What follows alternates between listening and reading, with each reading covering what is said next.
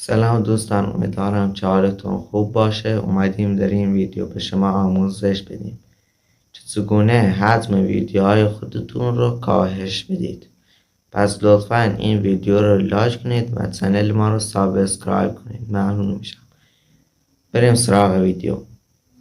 خب دوستان، برای اینکه بخواید حجم ویدیوها رو کم کنید، ابتدا باید یه برنامه رو دانلود کنید که این برنامه فقط داخل برنامه فروشگاه هستش.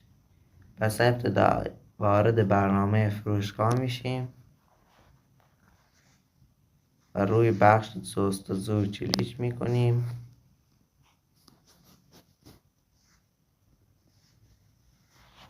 بعدش این عبارتی که براتون مینویسم رو شما هم بنویسید: کمپر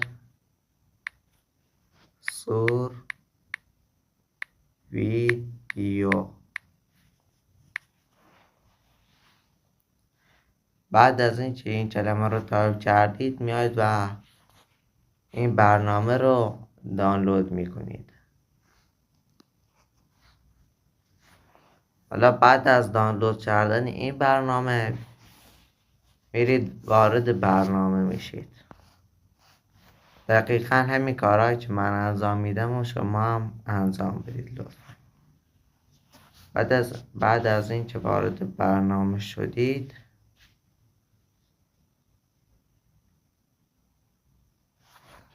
میزنید روی این ضرب در.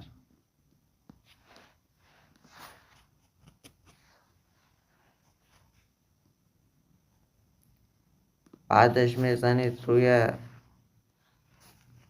بخش رسا.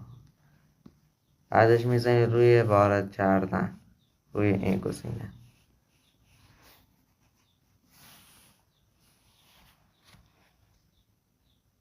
بعدش ویدیوی مورد نظر خودتون رو انتخاب میکنید.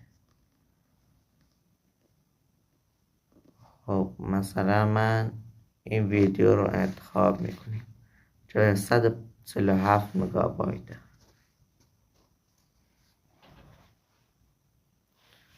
بعد از اینکه ویدیو رو انتخاب کردید، لطفا دست به چیزی نزنید چون ممکنه حجم ویدیوتون خیلی بیاد پایین.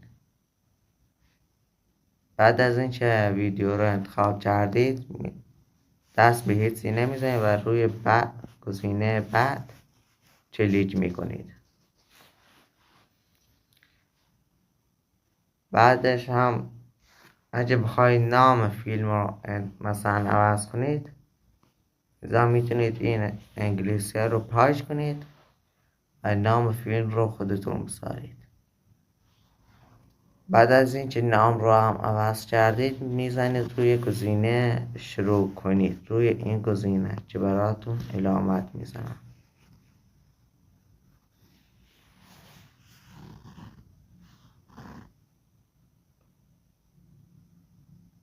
حالا برنامه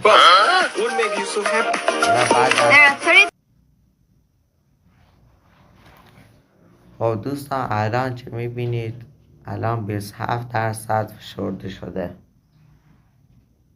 و در این گوشه که شما میبینید داره حجم ویدیو رو بهتون نشان میده. در اینجا هم ثانیهش نشان میده که مثلا الان داخل 20 ثانیه فیلم رو 7 مگابایت کرده. تا ببینیم این فیلم 147 مگابایتی چند مگابایت میشه، که الان 40% شده 8 مگابایت. خب دوستان، فعلا 95% فشرده شده و این ویدیو 1 دقیقگی رو از 147 مگابایت در اینجا میبینید. این بخش اصلیه و این فشرده شده شه که 147 مگابایت شده اصلیش و فشرده شده 20 مگابایت. خب دوستان، ممنون که تا اینجا ویدیو رو نگاه کردید.